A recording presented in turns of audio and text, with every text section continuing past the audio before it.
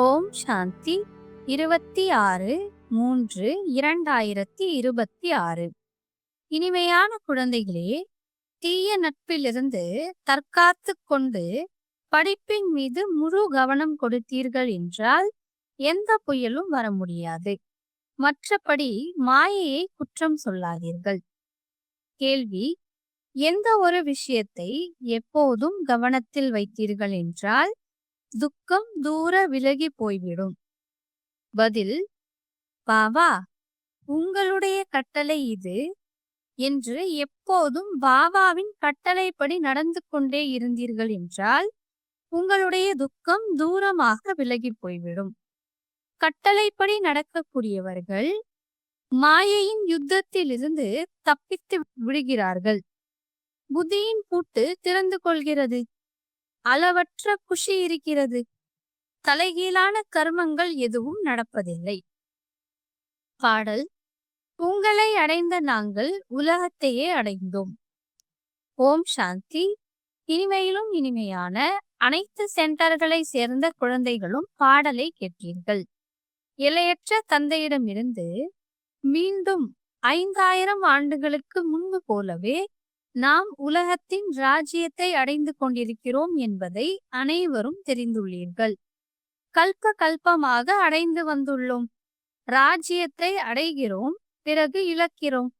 இப்போது நாம் எல்லையற்ற தந்தையின் மடியை அடைந்துள்ளோம் அல்லது அவருடைய குழந்தைகளாக ஆகியுள்ளோம் என்பதை குழந்தைகள் தெரிந்துள்ளார்கள். அது சரியும் கூட. வீட்டில் இருந்து கொண்டே முயற்சி செய்கிறார்கள். எல்லையற்ற தந்தையிடமிருந்து உயர்ந்த பதவி அடைவதற்காக படிப்பு நடந்து கொண்டிருக்கிறது. ஞானக்கடல் தூய்மையற்றவர்களை தூய்மையாக்குபவர். அனைவருக்கும் சத்கதியை வழங்கும் வள்ளல் சிவபாபாதான் நம்முடைய தந்தையாகவும் இருக்கின்றார், டீச்சராகவும் இருக்கின்றார் மற்றும் சத்குருவாகவும் இருக்கின்றார் என்பதை நீங்கள் தெரிந்துள்ளீர்கள்.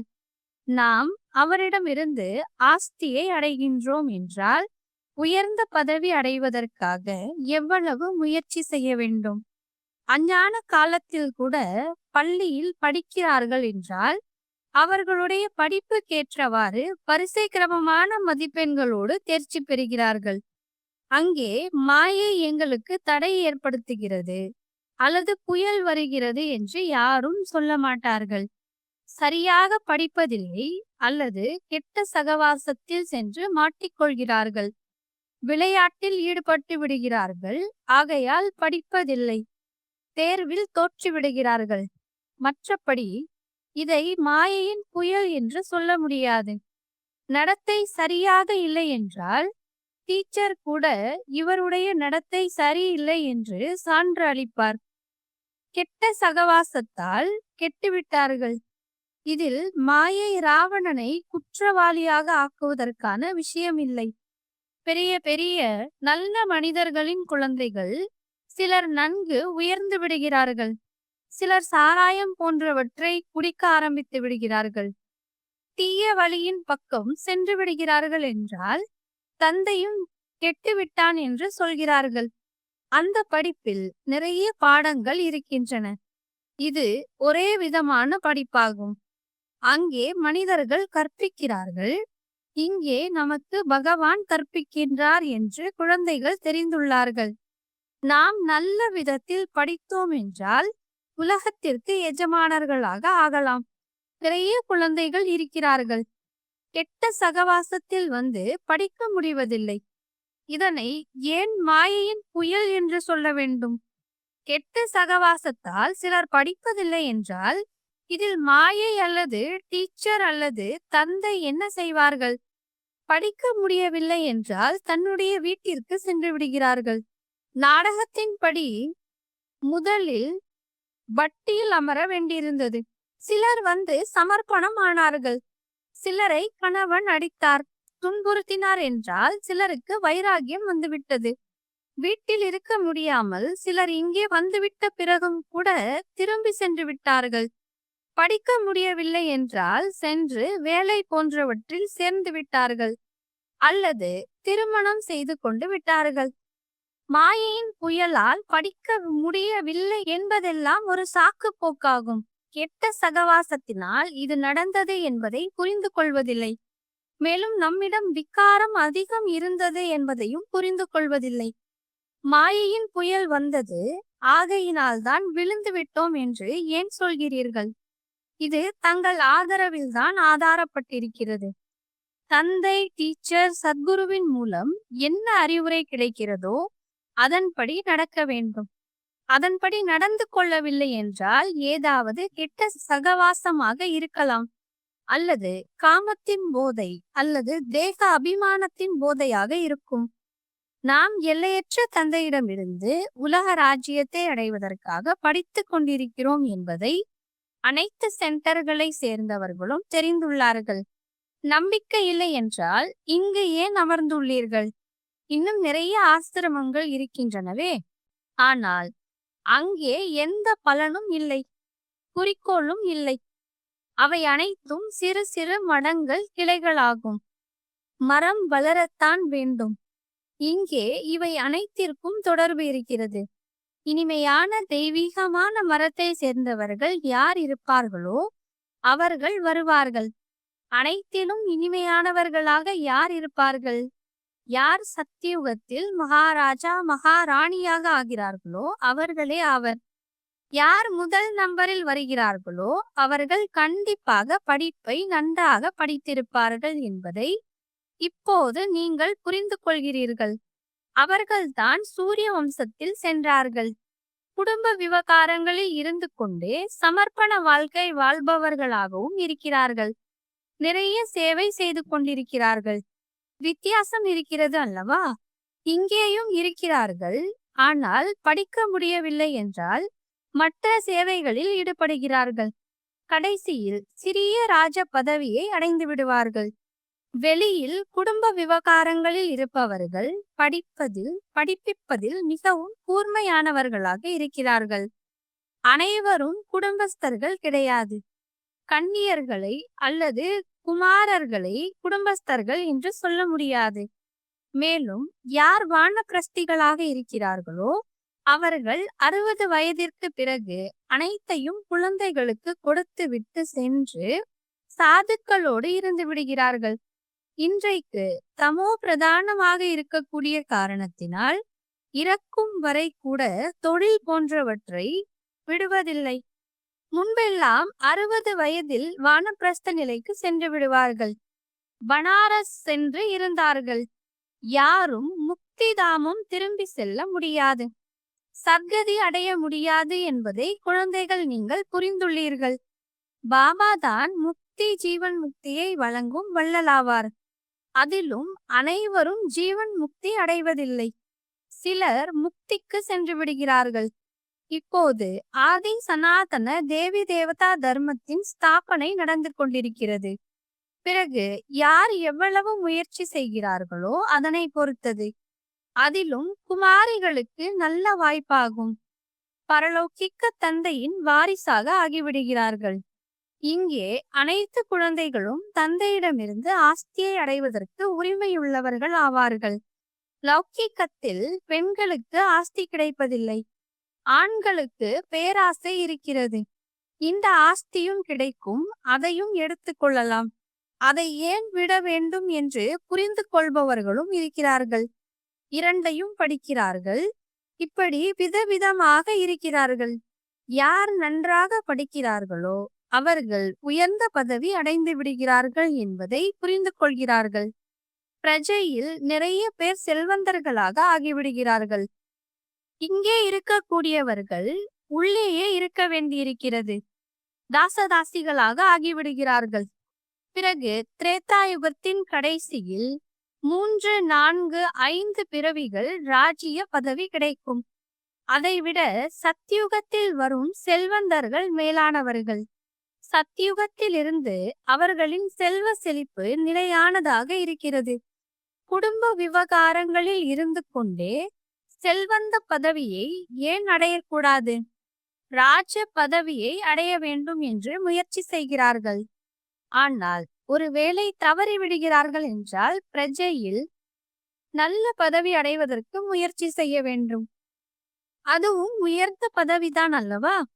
இங்கே இருப்பவர்களை விட வெளியில் இருப்பவர்கள் மிக உயர்ந்த பதவியை அடைய முடியும்.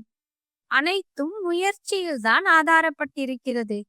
முயற்சி ஒருபோதும் மறைந்திருக்க முடியாது. பிரஜையில் யார் பெரியதிலும் பெரிய செல்வந்தராக ஆவார்களோ அவர்களும் மறைந்து இருக்க மாட்டார்கள். வெளியில் இருப்பவர்களுக்கு குறைந்த பதவி கிடைக்கும் என்பதும் கிடையாது. கடைசியில் ராஜ பதவி அடைவது நல்லதா அல்லது பிரஜையில் ஆரம்பத்திலிருந்தே உயர்ந்த பதவி அடைவது நல்லதா? குடும்ப விவகாரங்களில் இருக்கக்கூடியவர்களுக்கு அந்த அளவிற்கு மாயையின் புயல் வருவதில்லை. இங்கே இருப்பவர்களுக்கு நிறைய வருகிறது. நாம் சிவபாபாவின் காலடியில் இருக்கிறோம் என்று தைரியம் வைக்கிறார்கள். ஆனால் சகவாசத்தினால் படிப்பதில்லை. கடைசியில் அனைத்தும் தெரிந்து விடுகிறது. யார் என்ன பதவி அடைவார்கள் என்பது காட்சி ஏற்படும். வரிசை கிரமமாக படிக்கிறார்கள் அல்லவா? சிலர் அவர்களாகவே சென்டரை நடத்துகிறார்கள். சில இடங்களில் சென்டர் நடத்துபவர்களை விட படிக்கக்கூடியவர்கள் தீவிரமானவர்களாக ஆகிவிடுகிறார்கள். அனைத்தும் முயற்சியில்தான் ஆதாரப்பட்டிருக்கிறது. மாயையின் புயல் வருகிறது என்பது கிடையாது. தங்களுடைய நடத்தை சரியில்லை. ஸ்ரீமத் படி நடப்பதில்லை. லௌகீகத்திலும் இப்படி நடக்கிறது. டீச்சர் அல்லது தாய் தந்தையரின் வழிப்படி நடப்பதில்லை. தந்தையே இல்லாத தந்தைக்கு நீங்கள் குழந்தையாக ஆகியுள்ளீர்கள். அங்கே அதிகம் வெளியே செல்ல வேண்டி இருக்கிறது. நிறைய குழந்தைகள் சகவாசத்தில் வந்து மாட்டிக்கொள்கிறார்கள் எனும் போது தோற்றுவிடுகிறார்கள். மாயையின் புயல் வருகிறது என்று ஏன் சொல்ல வேண்டும்? இது தங்களுடைய முட்டாள்தனமாகும். கட்டளைப்படி நடப்பதில்லை. இப்படிப்பட்ட நடத்தையினால் தேர்ச்சி பெறாமல் போய்விடுகிறார்கள். நிறைய பேருக்கு பேராசை இருக்கிறது. சிலரிடத்தில் கோபம், சிலரிடத்தில் திருடும் பழக்கம். கடைசியில் தெரிந்து விடுகிறது. இன்னார் இந்த நடத்தையினால் சென்று விட்டார்கள், சூத்திர குலத்தவர்களாக ஆகிவிட்டார்கள் என்று புரிந்து கொள்ளப்படுகிறது. அவர்களை பிராமணன் என்று சொல்ல முடியாது. பிறகு சென்று சூத்திரர்களாக ஆகிவிட்டார்கள். படிப்பை விட்டுவிட்டார்கள். கொஞ்சம் ஞானம் கேட்டாலும் பிரஜையில் வந்து விடுவார்கள். பெரிய மரமாக இருக்கிறது. எங்கெல்லாமோ இருந்து வருவார்கள். தேவி தேவதா தர்மத்தவர்கள் யார் மற்ற தர்மங்களுக்கு மாறியுள்ளார்களோ அவர்கள் வருவார்கள். நிறைய பேர் வந்தால் அனைவரும் அதிசயப்படுவார்கள். மற்ற தர்மத்தவர்களும் முக்தி என்னும் ஆஸ்தியை அடைய முடியும் அல்லவா? இங்கு யார் வேண்டுமானாலும் வர முடியும். தங்களுடைய வம்சத்தில் உயர்ந்த பதவியை அடைய வேண்டும் என்றால் அவர்களும் வந்து லட்சியத்தை அடைந்து செல்கிறார்கள் என்று பாபா உங்களுக்கு காட்சி காட்டியுள்ளார். இங்கே இருந்து கொண்டிருந்தால்தான் லட்சியத்தில் இருக்க முடியும் என்பதும் இல்லை. எந்த தர்மத்தை சேர்ந்தவர்கள் வேண்டுமானாலும் லட்சியத்தை பெற்று கடைபிடிக்க முடியும். தந்தையை நினைவு செய்யுங்கள் என்று லட்சியம் இருக்கிறது. சாந்தி தாமத்தை நினைவு செய்தீர்கள் என்றால் தங்களுடைய தர்மத்தில் உயர்ந்த பதவியை அடைந்து விடுவீர்கள். அவர்களுக்கு ஜீவன் முக்தி கிடைக்காது. அங்கே வரவும் மாட்டார்கள். மனம் ஈடுபடாது. யார் இந்த தர்மத்தை சேர்ந்தவர்களோ அவர்களுக்குத்தான் உண்மையாக மனம் ஈடுபடும். கடைசியில் ஆத்மாக்கள் தங்களுடைய தந்தையை தெரிந்து கொள்வார்கள். நிறைய சென்டர்களில் படிப்பில் கவனம் இல்லாதவர்கள் இருக்கிறார்கள். எனவே உயர்ந்த பதவி அடைய முடியாது என்று புரிந்து கொள்ளப்படுகிறது. நம்பிக்கை இருந்தால் எனக்கு நேரம் இல்லை என்று சொல்ல முடியாது. ஆனால் அதிர்ஷ்டத்தில் இல்லை என்றால் நேரம் இல்லை, இந்த வேலை இருக்கிறது என்று சொல்கிறார்கள். அதிர்ஷ்டத்தில் இருந்தால் இரவும் பகலும் முயற்சி செய்ய ஆரம்பித்து விடுவார்கள். போக போக சகவாசத்தினாலும் கூட கெட்டு விடுகிறார்கள். அதை கிரகச்சாரம் என்று சொல்லப்படுகிறது. பிரகஸ்பதி திசை மாறி செவ்வாய் திசையாக ஆகிவிடுகிறது. இன்னும் போக போக விலகி சென்று விடவும் செய்யலாம். சிலருக்கு ராகு திசை பிடித்திருக்கிறது என்று பாபா கூறுகிறார். பகவானை கூட ஏற்றுக்கொள்வதில்லை. இதை பிரம்மா கூறுகிறார் என்று நினைக்கிறார்கள். வழி சொல்வது யார் என்பது கூட குழந்தைகளுக்கு தெரிவதில்லை. தேக அபிமானம் இருக்கின்ற காரணத்தினால் பிரம்மா சொல்கிறார் என்று நினைத்துக் கொள்கிறார்கள். ஆத்ம அபிமானியாக இருந்தால் சிவபாபா என்னெல்லாம் சொல்கிறாரோ அதை நாம் செய்ய வேண்டும் என்று புரிந்து கொள்வார்கள். பொறுப்பு சிவபாபாவினுடையதாகும். சிவபாபாவின் வழிப்படி நடக்க வேண்டும் அல்லவா? தேக அபிமானத்தில் வருவதினால் சிவபாபாவை மறந்து விடுகிறார்கள். பிறகு சிவபாபா பொறுப்பாக முடியாது.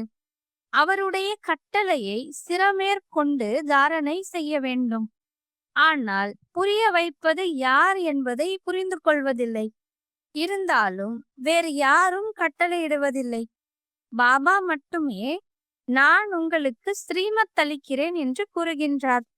ஒன்று, என்னை நினைவு செய்யுங்கள் மற்றும் நான் என்ன ஞானம் சொல்கின்றேனோ அதை தாரணை செய்யுங்கள் மற்றும் செய்ய வையுங்கள். இந்த தொழிலையே செய்யுங்கள், அவ்வளவுதான். நல்லது. பாபா தங்களுடைய கட்டளைப்படியே செய்கிறோம். ராஜாவுக்கு முன்னால் இருப்பவர்கள் இப்படி சொல்வார்கள், தங்களது கட்டளைப்படியே நடந்து கொள்வோம் என்று. அந்த ராஜாக்கள் கட்டளையிட்டார்கள், இது சிவபாபாவின் கட்டளையாகும். தங்களுடைய கட்டளைப்படியே சிவபாபா என்று அடிக்கடி சொல்ல வேண்டும். அப்போது குஷியும் இருக்கும். சிவபாபா கட்டளையிடுகிறார் என்று புரிந்து கொள்வார்கள். சிவபாபாவினுடைய கட்டளை என்பது நினைவிருக்கும் போது புத்தியின் பூட்டு திறந்து கொள்ளும். இந்த பயிற்சி இருந்தால் துக்கம் தூரமாக போய்விடும் என்று சிவபாபா கூறுகின்றார். ஆனால் இதுதான் கடினமாகும். அடிக்கடி மறந்து விடுகிறார்கள். மாயை மறக்க செய்து விடுகிறது என்று ஏன் சொல்ல வேண்டும்? நாம் மறந்து விடுகிறோம். ஆகையால் தான் தலைகீழான கர்மங்கள் நடந்து கொண்டே இருக்கிறது. நிறைய குழந்தைகள் இருக்கிறார்கள், மிகவும் நன்றாக ஞானம் கொடுக்கிறார்கள். ஆனால் விக்கர்மங்கள் விநாசம் ஆவதற்கு தந்தையை நினைப்பதில்லை. இப்படி நிறைய நல்ல நல்ல குழந்தைகள் இருக்கிறார்கள். நினைவு முற்றிலும் இல்லை. நடத்தையின் மூலம் புரிந்து கொள்ளப்படுகிறது. நினைவில் இல்லை என்றால் பாவம் அப்படியே இருந்து விடுகிறது. பிறகு அதை அனுபவிக்க வேண்டியிருக்கிறது. இதில் புயலின் விஷயமே இல்லை. நான் ஸ்ரீமத் படி நடப்பதில்லை. இது என்னுடைய தவறு என்று புரிந்து கொள்ளுங்கள். நீங்கள் இங்கே ராஜயோகம் கற்றுக்கொள்ள வருகிறீர்கள். பிரஜை யோகம் கற்றுக் கொடுக்கப்படுவது இல்லை. தாய் தந்தையர் இருக்கவே இருக்கிறார்கள். அவர்களை பின்பற்றினீர்கள் என்றால் நீங்கள் சிம்மாசனதாரியாக ஆவீர்கள். இந்த பிரம்மாவுக்கு உறுதி செய்யப்பட்டது அல்லவா? இவர்கள் லக்ஷ்மி நாராயணனாக ஆகிறார்கள் என்றால் தாய் தந்தையரை பின்பற்றுங்கள். மற்ற தர்மத்தவர்கள் தாய் தந்தையரை பின்பற்றுவதில்லை. அவர்கள் தந்தையை தான் ஏற்றுக்கொள்கிறார்கள். இங்கே இருவரும் இருக்கிறார்கள். இறைவன் படைப்பவர் ஆவார். தாயை பற்றிய விஷயம் மறைமுகமான ரகசியமாகும். தாய் தந்தையர் கற்பித்துக் கொண்டே இருக்கிறார்கள். இப்படி செய்யாதீர்கள், இதை செய்யுங்கள் என்று புரிய வைக்கிறார்கள். டீச்சர் எந்த ஒரு தண்டனை அளித்தாலும் பள்ளியில் தான் கொடுப்பார் அல்லவா? என்னை அவமானப்படுத்துகிறீர்கள் என்று குழந்தை சொல்லுமா என்ன? தந்தை 5-6 குழந்தைகளுக்கு முன்னால் அறை கொடுப்பார். 5-6 பேருக்கு முன்னால் ஏன் அறைந்தீர்கள் என்று குழந்தை கேட்குமா என்ன? இங்கே குழந்தைகளுக்கு ஆன்மீக கல்வி கற்பிக்கப்படுகிறது. இருந்தாலும் அதன்படி நடக்க முடியவில்லை என்றால் பரவாயில்லை. குடும்ப விவகாரங்களில் இருந்து கொண்டு முயற்சி செய்யுங்கள். இங்கே இருந்து கொண்டு டிஸ்சர்வீஸ் செய்தீர்கள் என்றால் கொஞ்சம் நஞ்சம் என்ன இருக்குமோ அதுவும் முடிந்துவிடும். படிக்க வேண்டாம் என்றால் விட்டுவிடுங்கள். எங்களால் நடக்க முடியாது என்று விட்டுவிடுங்கள். ஏன் நிந்தனை செய்ய வேண்டும்? நிறைய குழந்தைகள் இருக்கிறார்கள். சிலர் படிப்பார்கள், சிலர் விட்டு விடுவார்கள். ஒவ்வொருவரும் தங்களுடைய படிப்பின் போதையில் இருக்க வேண்டும். ஒருவர் மற்றவரிடமிருந்து சேவை வாங்காதீர்கள் என்று பாபா கூறுகின்றார். அகங்காரம் எதுவும் வரக்கூடாது. மற்றவர்களிடம் சேவை வாங்குவது கூட தேக அகங்காரமாகும். பாபா புரிய வைக்க வேண்டியிருக்கிறது அல்லவா? இல்லை என்றால் தீர்ப்பாயம் அமரும் போது எங்களுக்கு சட்ட விதிகளை பற்றி தெரியாது என்று சொல்வார்கள். ஆகையினால் பாபா புரிய வைத்து விடுகிறார். பிறகு சாட்சாத்காரம் காட்டி தண்டனை வழங்கப்படும். நிரூபிக்காமல் தண்டனை கிடைக்குமா என்ன? கல்பத்திற்கு முன்பு போலவே நன்றாக நிறைய விஷயங்களை புரிய வைக்கின்றார். ஒவ்வொருவருடைய அதிர்ஷ்டத்தையும் பார்க்கப்படுகிறது. நிறைய பேர் சேவை செய்து தங்களுடைய வாழ்க்கையை வைரத்திற்கு சமமாக மாற்றுகிறார்கள். நிறைய பேர் தங்களுடைய அதிர்ஷ்டத்தில் கோடு போட்டு வரையறுத்து விடுகிறார்கள். நல்லது. இனிமையிலும் இனிமையான காணாமல் போய் கண்டெடுக்கப்பட்ட செல்லமான குழந்தைகளுக்கு தாயும் தந்தையுமான பாப் தாதாவின் அன்பு நினைவுகள் மற்றும் காலை வணக்கம். ஆன்மீக குழந்தைகளுக்கு ஆன்மீக தந்தையின் நமஸ்காரம். ஆன்மீக தந்தைக்கு ஆன்மீக குழந்தைகளின் அன்பு நினைவுகள் மற்றும் நமஸ்காரம்.